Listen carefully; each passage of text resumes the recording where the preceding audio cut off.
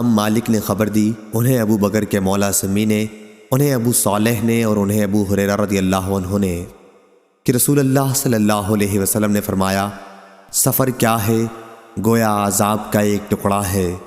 آدمی کی نیند، کھانے پینے سب میں رکاوٹ پیدا کرتا ہے، اس لیے جب مسافر اپنا کام پورا کر لے تو اسے جلد گھر واپس آ جانا چاہیے۔ صحیح بخاری حدیث نمبر 3001۔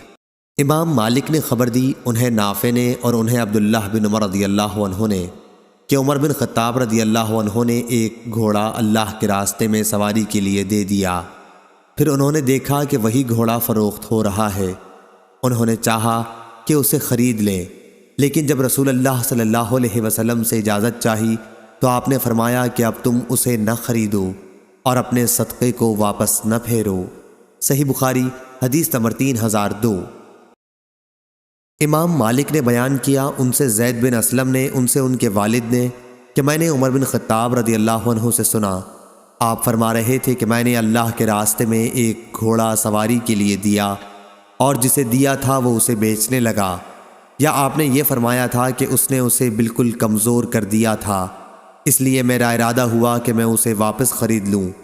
مجھے یہ خیال تھا کہ وہ شخص سستے داموں پر اسے بیچ دے گا۔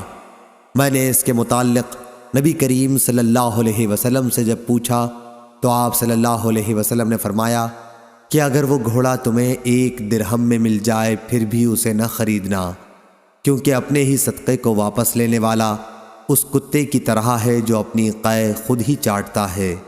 صحیح بخاری حدیث نمبر 3003۔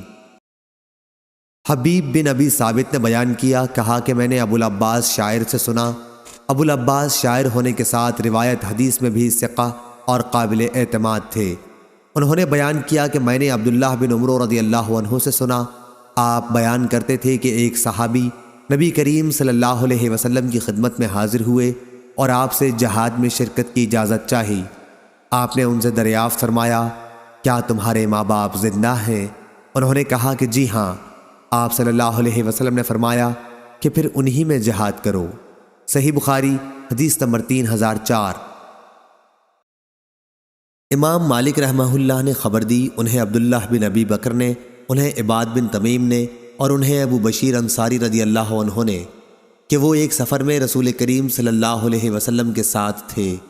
عبداللہ بن ابی بکر بن حزم راوی حدیث نے کہا، میرا خیال ہے ابو بشیر نے کہا، لوگ اپنی خوابگاہوں میں تھے کہ رسول اللہ صلی اللہ علیہ وسلم نے اپنا ایک قاصد زید بن حارثہ رضی اللہ عنہ یہ اعلان کرنے کے لیے بھیجا کہ جس شخص کے اونٹ کی گردن میں تانت کا گنڈا ہو، یا یوں فرمایا کہ جو گنڈا ہار ہو وہ اسے کاٹ ڈالے۔ صحیح بخاری حدیث نمبر 3005۔